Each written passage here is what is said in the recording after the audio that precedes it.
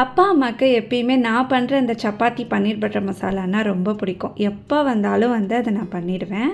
So அதுக்கு தான் வந்து இப்போ நான் ரெடி பண்ணிகிட்ருக்கேன். சரி நம்ம டின்னருக்கு பண்ணிடலாம் அப்படின்ட்டு தக்காளி தான் வந்து நிறைய போட்டிருக்கேன். ஒரு 5, 6 தக்காளி கிட்ட எல்லாமே வந்து நறுக்கி வச்சுட்டேன். இங்கே சப்பாத்தி மாவும் வந்து பிசைய போகிறேன். அப்பா, அம்மாவுக்கு வந்து எப்பயுமே பார்த்திங்கன்னா இங்கே வரும்போது கொஞ்சம் தயங்குவாங்க. சரி வரணுமா அப்படின்ட்டு. ஆனால் இங்கே வந்துட்டால் போகிறதுக்கே அவங்களுக்கு மனசே வராது. ஸோ இந்த தடவையும் அப்படி தான் போச்சு.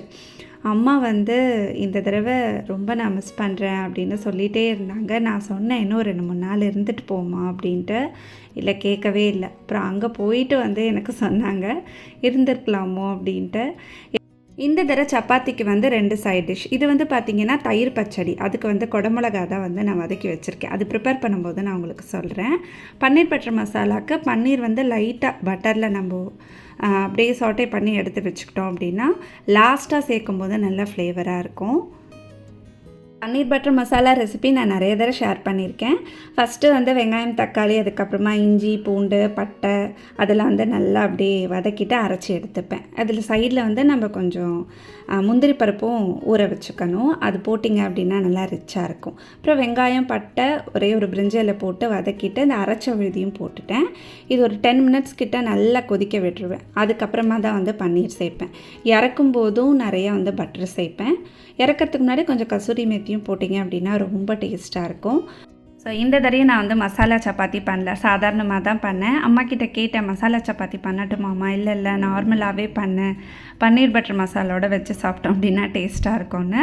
அப்படியே வந்து கடகடன்னு பண்ணிட்டேன். அம்மா வந்து நான் போட்டு எடுக்கிறேன்னாங்க. அவங்களால ரொம்ப நேரம் நிற்க முடியாது.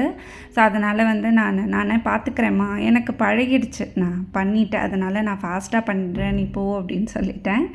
ஸோ அதனால் கடகடன்னு நானே ஃபாஸ்ட்டாக பண்ணிட்டேன். ஸோ அன்றைக்கி வந்து இன்னொரு சைட் டிஷ்ஷும் பண்ணேன். அது ரொம்ப டேஸ்ட்டாக இருந்ததுங்க. பன்னீர் பட்டர் மசாலோட தயிரோட கொஞ்சம் வெங்காயம், அப்புறமா துருவின கேரட்டு, அப்புறம் நான் வதக்கி வச்சேன்ல குடமிளகா, அதையும் சேர்த்து போட்டு கொஞ்சம் உப்பு போட்டு அப்படியே தொட்டு சாப்பிட்டிங்க அப்படின்னா அவ்வளோ டேஸ்ட்டாக இருந்தது. இது மட்டுமே வச்சு சாப்பிட்லாம் போல் இருக்குது. இது வந்து லாவண்யா வீட்டில் பண்ணுவாங்க. அதனால் நானும் இன்றைக்கி ட்ரை பண்ணேன். எனக்கு ரொம்ப பிடிச்சிருந்தது. ஸோ இது மாதிரி 2 சைட் டிஷ் வச்சு சாப்பிடும்போது அப்படியே ஹோட்டலில் கொடுக்குற மாதிரி இருக்குமா அப்படின்லாம் சொல்லி ரொம்ப விரும்பி சாப்பிட்டாங்க.